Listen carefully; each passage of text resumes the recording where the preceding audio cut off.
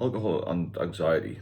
If you drink too much, you'll probably feel some anxiety. I would say anxiety was my main issue when I was drinking. The mental health side of it, rather than the physical side of it, until the end, of course, or near the end. My anxiety started kicking when I was, I'd say, mid-30s. I was working in central London, and quite a long travel in. I lived out in Essex and Epping. I think it was about 30 odd miles, but I used to get the underground most of the time. And over time, getting the underground became more problematic for me. I used to stand there thinking, wait for the train, because it was overground where I got on. And it was pretty quiet, the train, but I used to know it would get more and more full with each stop in towards the centre, because I used to commute to Oxford Circus, which is always busy, isn't it, if you know London. If you don't, it's always manic. And I used to really feel quite nervous on the train when I'd had a few drinks. I'm not about heavy drinking here, I'm just talking about a few. And the anxiety levels used to raise the more I'd had to drink, obviously. And I worked shifts, and I used to get the early train. I think the early train was left at 5:05. We used to start at 6:30. It would get me in Oxford Circus at 6:05, and most would run down, so I went to the police, get changed on duty sort of thing. And the anxiety levels travelling were high, very high. But they also started the night before, and I think, how am I going to be all right next day?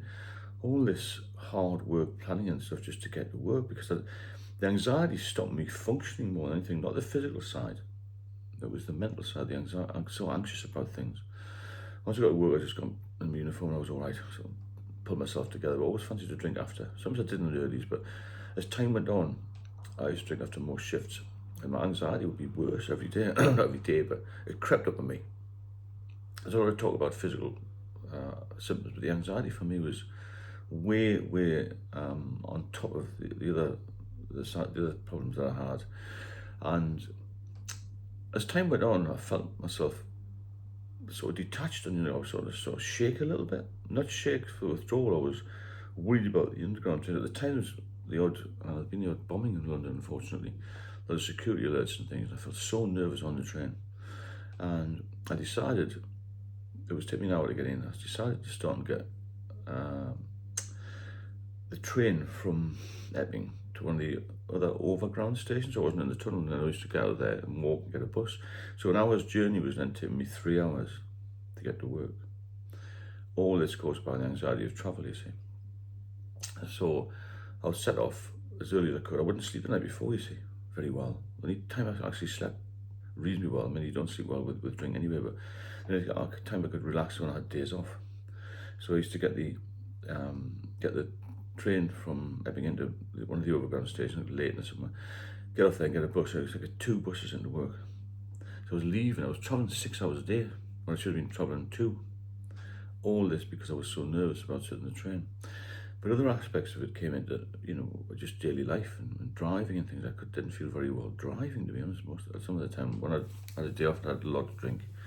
The more you have to drink, the more anxiety you're going to get. Anxiety is a massive problem. Some people call the whole withdrawal thing now hangxiety, with hangover and anxiety. But personally speaking, this anxiousness, as it was, caused me more issues. I used to go into shops and things and feel, I don't like crowds anymore. From being a high functioning guy that I was, I sort of crumbled quite quickly with this. It's a mental health problem, isn't it? The anxiety. It's caused by the brain when you withdraw from alcohol, the GABA receptors or something, I think. Plus you get low blood sugar, lack of nutrition. All these things combine to make you feel weak, to make you feel shaky, to make you feel nauseous. It's a combination of things, you see. And you'll feel it creeping up on you, and this is the time you need to get some help. But other times I used to go on holiday and I was anxious about flying, so I had to have a drink when I was flying. And then I used to put more pressure on my wife, ex-wife, to drive more. She had to drive, and all this caused domestic issues. Physically, I was all right, but mentally I was shot, to be honest. And it really pulled me down in everything I did, in my work, in my home life, and the activities I could do with my daughter. I felt quite restricted by it, what I'm trying to say. If you can't just get on a flight. I mean, at one time in the early 90s, I couldn't fly, even with drink, so we used to go down to Northern Italy a lot, and we used to take the car and do Eurocamp, a big fantasy holiday of driving through the Swiss mountains, which we did, but I was always had a drink, and the pressure was on her to drive all the time, but it's obviously caused massive issues in the marriage, which compounded itself into me drinking more. So I'd have this big Land Rover Discovery full of drink, and I'd be drinking in the passenger seat. I used to drive for a little while and just say, oh, I don't feel too well. And then pull over and I used to crack a couple of bottles open and I'd be all right. I didn't drink and drive, I used to just sit in the passenger seat. Anyway, one holiday, I'd had quite a lot of drink over the 3 weeks we were away, and I couldn't face driving, obviously. It was a huge rouse. And I actually couldn't sit in the front seat of the car. I went through Milan, so really fast motorways, and I felt as though I was going to open the car door and dive out. Really bizarre feeling. So you're going to have to stop, pull over at some service station in Italy, and I got into the back seat with my daughter next to me in the car seat. What's all that about? I used to drive all over the place. I'm fine now. I've stopped drinking. I've got no anxiety whatsoever. I wouldn't be doing this if I had. So it got to the point where I was actually having to drive or be chauffeured around, if that makes sense. Or because the anxiety level had gone through the roof. And when we used to come up and see parents, my dad would say, why are you not driving? You've been drinking. The whole thing was hard work. It was full time trying to tell lies and hide beers and all this sort of thing. And he always used to say to me, you're not the same guy as you used to be, mate, when you were younger. What's the problem? And he said, there's a drink. I said, well, it is too much. We cut down, taper off, all these sort of things. And I couldn't do it, you know. I mean, alcohol now, alcoholism is a disease, and it's alcohol use disorder now. And it really screwed my life up, to be honest. And when I got sober, for the 8 years I did it, it was great. And when I went back on it again, 2014, my anxiety came back. But came back hit me like a train, and then the physical issues came in. So if you're feeling any anxiety, any thoughts of even self-harm in some ways, you know, what was I thinking about jumping out of the car for? I mean, it never happened. I never reached the car door, but the same on the flight. I'm thinking before we take off, you know, the doors there. I used to always get tickets for the flight in the middle of the plane. I would never sit near a door. Now, because I'm so tall, I sit right at the front with the extra legroom, so I'm near the door.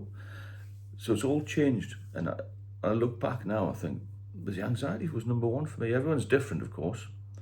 But watch that creeping up, because one of the massive, which for me was a massive warning sign. I didn't know about it because I used to read about all the issues alcoholics had, you know, stumbling over, falling over, walking into the road, liver disease, heart problems, pancreatitis and all this sort of thing. But very little was ever mentioned about the anxiety levels.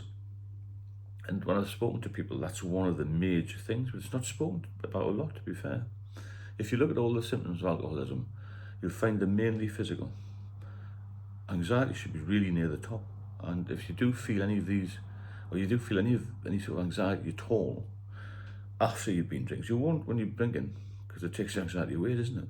But it comes back twice or thrice as heavy. And if you've been off the drink for a while, then when you relapse, the anxiety will come back 100-fold.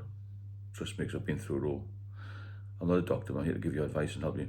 If you benefit from the channel, then please subscribe and leave me any comments. And if you want me to cover a specific topic, then also leave me a comment, and I'll speak to you all very soon.